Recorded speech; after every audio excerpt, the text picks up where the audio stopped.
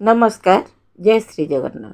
ज्योतिषाचार्य doctor Sasmita मिश्र सबुदिन पर आपण मानक नहीं आसी ग्रह मानकर अवस्थिति पंचांग और दैनिक राशिफल विषय आसतु जानिमा ग्रह मानकर अवस्थिति संपर्क में। मंगल मेष राशि, देवगुरु बृहस्पति वृष राशि, शुक्र रवि बुध मिथुन राशि, केतु कन्या राशि, चंद्रमा सहित शनि कुंभ राशि, राहु मीन राशि संचरण कर। आज पंचांग 2024 मसीहा जून मास 26 तारिख विक्रम संवत 2081 शकाब्द 1945 साल 1431 गजपति अंक 68 रवि उत्तरायण गति वर्षा ऋतु आषाढ़ मास कृष्ण पक्ष बुधवार रात्र 9:05 पर्यंत पंचमी तिथि पर षष्ठी तिथि दिवा 1:50 पर्यंत धनिष्ठा नक्षत्र पर शतभिषा नक्षत्र रात्र 4:38 पर्यंत प्रीति जोगर क्षय पर आयुष्मान जोग दिवा 10:20 पर कौलवकरण रात्र 9:05 पर्यंत तैतल्यकरण।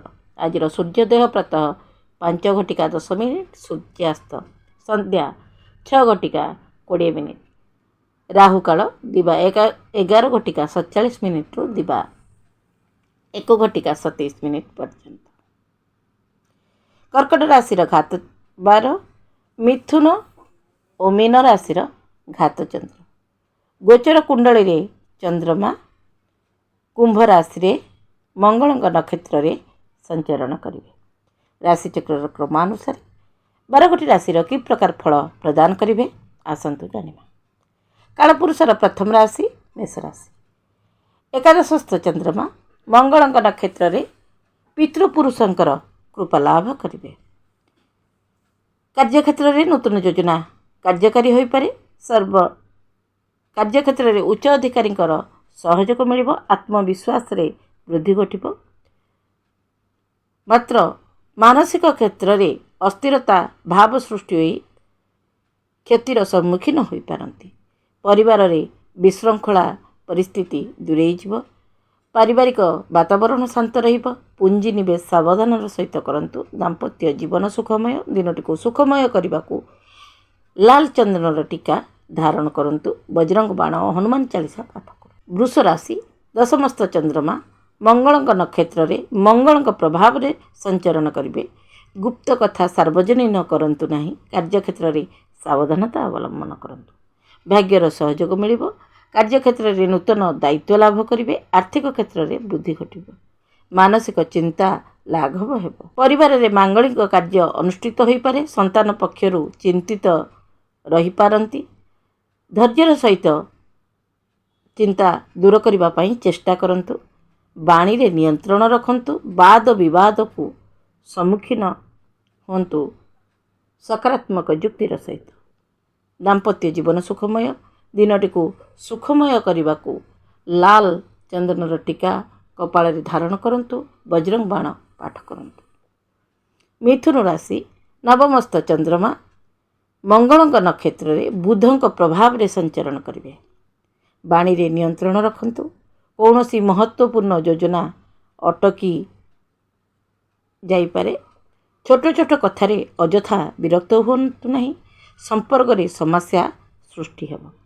पूर्वर थिबा स्वास्थ्य समस्या सृष्टि होई मन को अस्थिर करिब। परिवार समस्त सहित तालमेल रक्षा करी चलंतु। दाम्पत्य जीवन सुखमय। दिनटी को सुखमय करने को दुब गणेश भगवान का चरण रे अर्पण करंतु एवं तुलसी मूल रे घी दीपटिए जलांतु। कर्कट राशि अष्टमस्थ चंद्रमा मंगल नक्षत्र रे राहु प्रभाव रे संचरण करेंगे। अजना भय और चिंता मन को अशांत करिब। कार्यक्षेत्र में सहयोग मनोवृत्तिर सहित कार्य करंतु। नचेत समस्यार सम्मुखीन हो पारंती। नूतन योजना कार्यकारी हेबारे विलंब हो पारे। देन नेन मामला रे सावधानता अवलंबन करंतु। यात्रा स्थगित कारणरू क्षति सहिबाकू पड़ी पारे। पानी रे नियंत्रण रखंतु। पुंजी निवेश करंतु नहीं। दाम्पत्य जीवन में सामान्य मतभेद सृष्टि हेब। जीवनसाथी विचारधारा को सम्मान देवाकू चेष्टा करंतु। दिनटी को सुखमय करने को शिव भगवान को पाखरे जलाभिषेक करंतु एवं शिव चालीसा पाठ करंतु।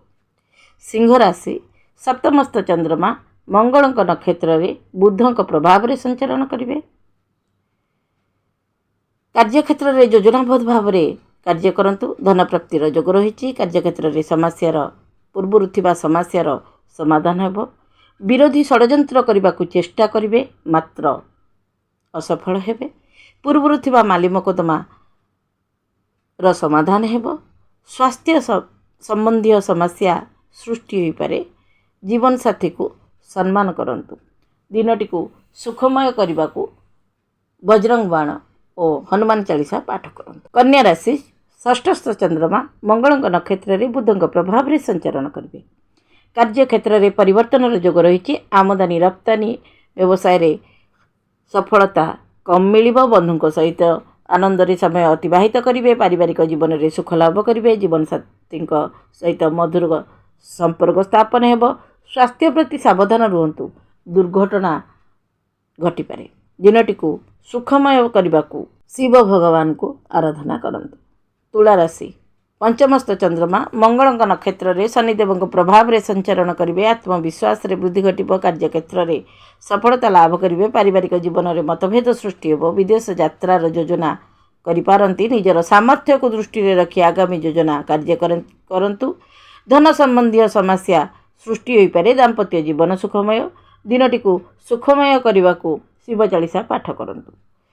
बिछा राशि चतुर्थस्थ चंद्रमा मंगल नक्षत्र में चंद्रमा का प्रभाव में संचरण करेंगे। कार्यक्षेत्र में नूतन योजना कार्यकारी हो पारे किंतु दुविधा स्थिति सामान्य मन को अस्थिर सृष्टि कर। सावधान रुहतु। से व्यावसायिक क्षेत्र में पूर्व थिबा संपर्क लाभवान हेबे। कार्यक्षेत्र में पदोन्नतिर योग रही। माता और जीवन साथी सहयोग मिल।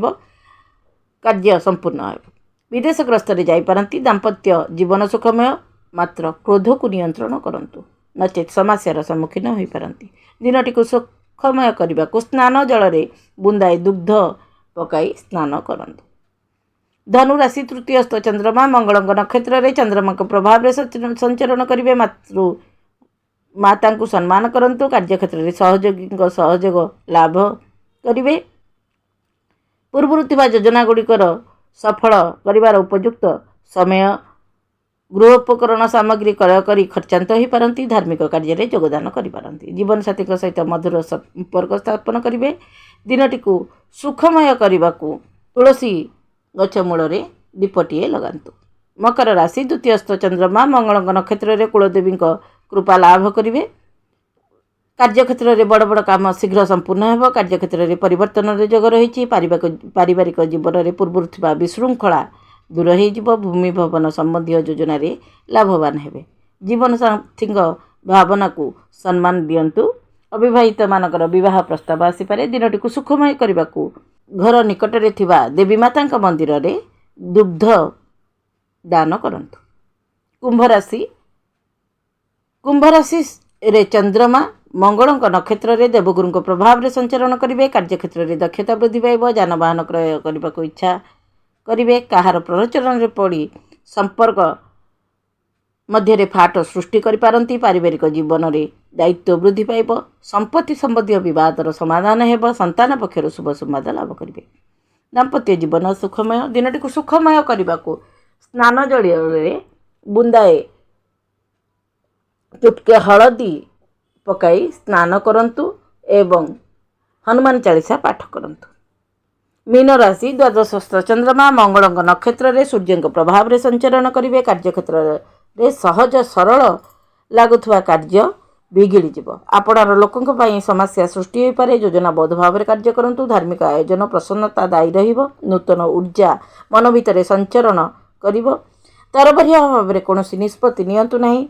जीवन साथी सहयोग मिल। दिनटी को सुखमय करने को प्रातः काल सूर्य देवता को लाल पुष्प लाल चंदन पकाई अर्घ्य प्रदान करंतु। एथिला मेष ठारू मीन पर्यंत 12टी राशि राशिफल। जदि दैनिक राशिफल କାର୍ଯ୍ୟକ୍ରମ ଆପଣମାନଙ୍କୁ ଭଲ ଲାଗିଥାଏ ତାହେଲେ ଲାଇକ୍ ସେୟାର ସବସ୍କ୍ରାଇବ୍ କରିବାକୁ ଆଦୌ ଭୁଲନ୍ତୁ ନାହିଁ। ନମସ୍କାର, ଜୟ ଜଗନ୍ନାଥ।